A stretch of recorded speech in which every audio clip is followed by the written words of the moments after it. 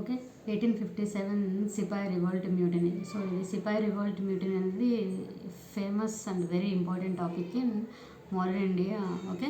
So ఇది sepoy revolt మ్యూటినీలో మెయిన్గా మనకి so many reasons are there, like social issues, political issues, religious issues, economic issues.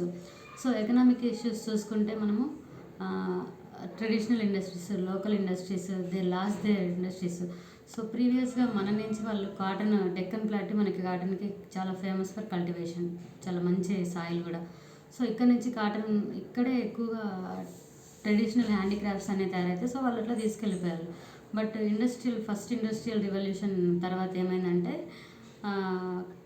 Factories రావడం, industry రెవల్యూషన్లో mechanisation process రావడం వల్ల సో క్లాత్స్ అనేది చాలా చీప్గా అవైలబిలిటీలో వచ్చాయి. సో ఇక్కడ కాటన్ అంతా ఎక్స్పోర్ట్ చేసి చీప్గా మనకి సో గూడ్స్ అన్నీ ఇక్కడ తెచ్చి చీప్ ప్రైసెస్లో అమ్మేవాళ్ళు. సో అట్లా ట్రెడిషనల్ హ్యాండీక్రాఫ్ట్స్ ఇండస్ట్రీస్ ఇవన్నీ కూడా ఎకనామికల్గా లోకల్ ఎంప్లాయ్మెంట్ ఆపర్చునిటీస్ అన్నీ చాలా వరకు పోయాయి. తర్వాత పొలిటికల్ ఇష్యూస్ వచ్చేసరికి ఎకనామిక్ ఇష్యూస్ ఆల్రెడీ పోయినాయి అంటే ఏమవుతుంది, ఇంకా ఏంటి డిస్క్రిమినేషన్ ఇన్ టారిఫ్ పాలసీ. ఎక్కువ హ్యాండీక్రాఫ్ట్స్ మీద, ఈవెన్ మగ్గాల మీద కూడా ట్యాక్స్ పేమెంట్ చేసేవాళ్ళు. 50% అలా ట్యాక్స్ మగ్గాల మీద వేసేవాళ్ళు.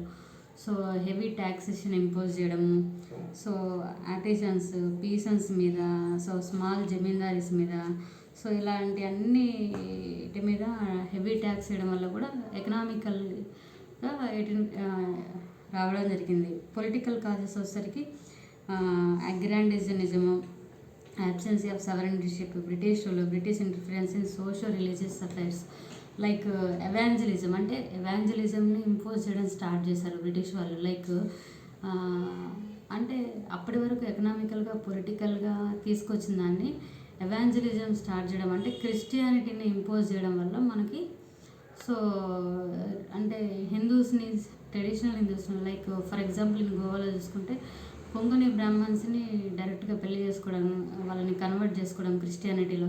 సో ఇలాంటివన్నీ చేయడం వల్ల ఎవాంజలిజం స్టార్ట్ చేయడం వల్ల కూడా ఓకే రిలీజియస్ ఇష్యూస్ అనేది స్టార్ట్ అయినాయి. ఓకే. తర్వాత పొలిటికల్ కాజెస్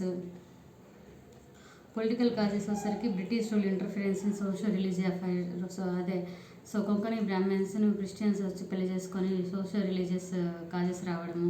తర్వాత మిలిటరీ కాజెస్ వచ్చేసరికి సిపాయి of economic and psychological religious reasons, like Mangal Pandey issue, cow pig fat use చేస్తున్నారని చెప్పేసి ఫర్ డిస్క్రిమినేషన్లో. సో హిందూ ముస్లిం సెంటిమెంట్స్ని తీసుకొచ్చి సో ఇట్లా చేశారు. సో లార్డ్ డల్హౌసీ వచ్చరికి abolished pension, title doctrine of lapse, princes disappointed, zamindaris lost their estates, evangelism start చేశాడు. Every sections of society is not satisfied. So Awadh issues, artisans lost their employment opportunities. So general service enlistment act, తర్వాత ill treated, low wages, racial discrimination, తర్వాత Mangal Pandey issue, Bahadur Shah issue, Bakht Khan died అవ్వడం. తర్వాత 1856లో Jhansi Lakshmibai doctrine of lapse ద్వారా ఆవిడ చనిపోవడం. తర్వాత Delhi Bakht Khan, Kanpur Nanasaheb, Tantia Tope issue. So ఇవన్నీ కూడా 1857 రీజన్స్ అవడానికి. ఇక్కడ టాప్లో సెంటర్లో రివోల్ట్ లీడర్స్ ఏంటంటే ఢిల్లీ జనరల్ భక్త్ ఖాన్. సో ఢిల్లీ వచ్చేసరికి జనరల్ భక్త్ ఖాన్.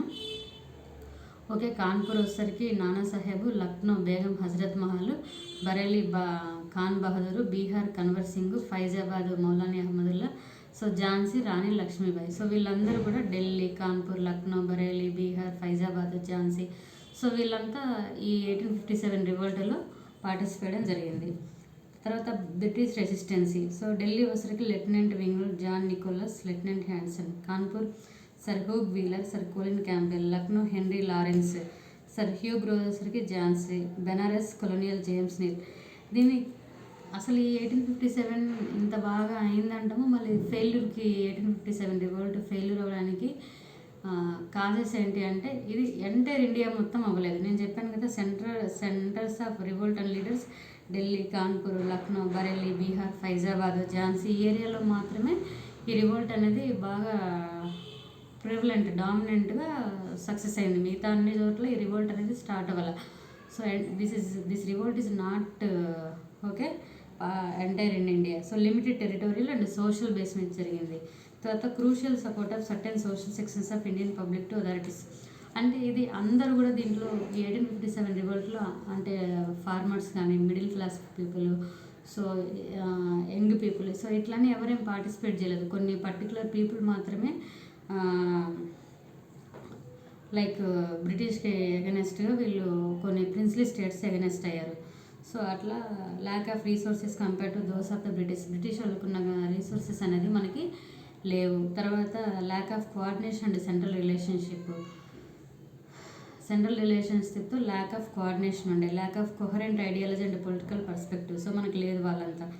నేచర్ వచ్చేసరికి nationalism and cost freedom for alien rule. So effect వచ్చేసరికి crown to core company rule abolish చేయడం జరిగింది. Queen proclamation after discrimination. So army reorganise, racial హ్యాటెడ్ డిపెండెంట్. సో అప్పటి వరకు ఉన్నదంతా కంపెనీ రూల్ ఎండ్ అయిపోయి క్వీన్ ప్రొక్లమేషన్, క్వీన్ స్టార్ట్ అయింది, డైరెక్ట్గా ఎంటర్ అయింది. సో 1857 రివోల్ట్లో ఒక limited part of the people princely states enter అయినాయి. So huge amount of people, middle class కానీ యంగ్స్టర్స్ కానీ, సో వీళ్ళంతా పార్టిసిపేట్ చేయలేదు అప్పటికి. సో లిమిటెడ్ ఏరియా పీపుల్ మాత్రమే పార్టిసిపేట్ చేశారు. అండ్ ఆల్సో మనకి టెక్నాలజీ కానీ, సో అంత పవర్ కానీ, సో కంపేర్ టు వాళ్ళతో చూసుకుంటే మన దగ్గర లేదు. సో దానివల్ల ఈ 1857 రివోల్ట్ అనేది ఫెయిల్యూర్ అవ్వడానికి one of the main reason కూడా. So thank you so much.